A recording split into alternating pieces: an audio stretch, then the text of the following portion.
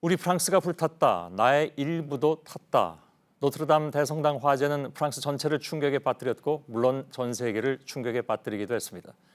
이 시간에도 불타버린 대성당 앞에는 많은 시민들이 몰려와 있습니다. 대성당 앞에 조금 전에 제가 예고해드린 대로 프랑스 국립과학연구소 안종웅 박사가 나가 있습니다. 연결하겠습니다. 거리에서 우는 시민들도 많이 봤고요. 안 박사님께서는 27년째 파리에 거주하고 계시기 때문에 대성당 앞에는 굉장히 많이 가보셨을 것 같습니다. 오늘 모습이 굉장히 좀 낯설 것 같습니다. 네, 제가 프랑스에서 27년 살 동안 한 25년은 이곳에서 대학을 다녔었고 그다음에 또 연구소도 이곳에 있고 그러다 보니까는 늘 가까이 가고 점심 때도 자주 왔던 곳인데 어제 불이 났을 때 불길에 쌓였던 첨탑이라든지 검은 연기 그리고 오늘 아침에 왔을 때 2차 대전 이후에 그 폐허 같은 성당을 보면서 굉장히 낯설고 그다음에 악몽을 꾸고 깨어났는데 꿈이 안 깬 것 같은 그런 느낌입니다. 예.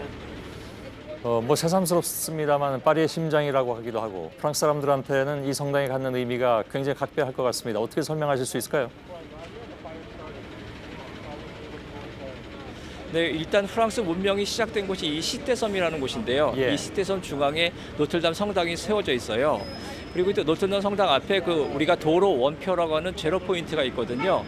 이곳으로부터 프랑스 파리부터 이 지방의 모든 거리를 재는 중심지이기 때문에 지리적으로도 되게 중심이 되고요. 또 하나는 파리 노틀담 성당은 신교랑 부교 아니면 이슬람과 화해를 할 때 이곳에서 미사나 예배를 드렸거든요. 그래서 한 20여 년 전에 정명훈 씨가 지휘하고 보첼리가 노래하는 아베 마리아를 이곳에서 공연한 온 적이 있는데 그때도 여러 사람들이 화해의 마음, 포용하는 마음으로 모였습니다. 그리고 1년에 한 1,400만 명 정도의 관광객이 노트담 성당을 다녀가거든요. 예. 그러니까 모든 인류가 사랑하는 어떻게 보면 화해의 장소라고 할 수가 있겠습니다. 예. 자, 지금 주요 구조물과 유물은 다행히도 살려냈다는 얘기가 있는데 이건 좀 두고 봐야 됩니다. 왜냐하면 진화한 다음에 상황이 어떻게 되는지 좀 봐야 되기 때문에. 근데 어찌됐든 그 유명했던 지붕과 첨탑은 유실되고 말았습니다. 13세기에 만들어진 지붕 같은 경우에 이제 숲이라고 불렸다고 하죠. 그러니까 굉장히 많은 참나무 목재로 만들어졌기 때문에 결국 이게 다 타버렸고요. 이건 목재였기 때문에 어쩔 수 없는 것이었을까? 어찌 보면 천년 가까운 시간 동안 이것이 안 타버린 것이 좀 그만큼 프랑스가 잘 관리해왔다는 것인데 안타까운 마음이군요. 네, 이곳의 노틀담 대성당의 주임 신부 말에 의하면 하루에 3번 사람이 올라가서 불이 났는지 아니면 불이 날 확률이 있는지 이렇게 감시했다고 합니다. 그럼에도 불구하고 이곳에 불이 나서 이것이 다 탔고요. 그다음에 이 나무라고 하는 그래서 이 나무를 세워져 있는 이것이 말씀하신 대로 베르사유 궁전이나 이런 곳들이 지금 보험이 들어있지 않을 정도로 굉장히 가치가 높고 관리하기 힘든 것을 알려졌는데 이번에 유실돼서 되게 안타까운 마음이라고 모두가 안타까운 마음을 표하고 있습니다. 그렇군요. 첨탑은 96m 높이기 때문에 그동안에 관리가 그렇게 쉽지 않았다라는 얘기가 많았습니다.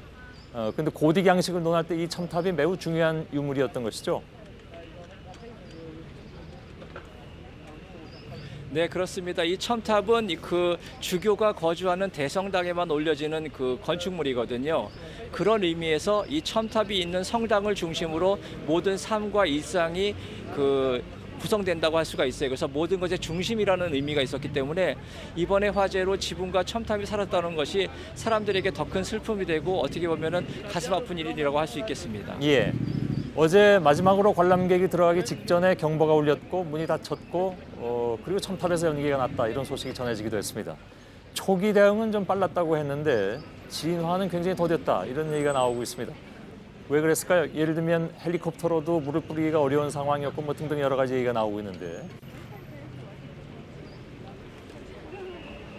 첫째는 성당 자체가 박물관 같은 곳입니다. 그래서 벽화도 있고 오르간도 있고 그다음에 스테인글라스도 있고 그다음에 어저께 화재를 맨 처음에 했을 때 500명의 소방대원들이 진화를 했었는데 그쪽에 100여 명 이상의 파리시의 문화 관리하는 사람과 문화관리제청 사람들이 나와서 협동으로 어떻게 하면 문화재를 보호할 수 있을까를 의논하면서 이거 진화를 했거든요. 그래서 지금 그때 내린 결론이 첨탑과 지붕을 내어두고 다른 것을 지키자고 하는 쪽으로 의견을 같이 했던 것 같습니다. 그래서 이 사람들의 노력으로 지금 건물은 무너지지 않고 건물은 그대로 있고 문화재를 많이 보호했다고 평가하고 있습니다. 예.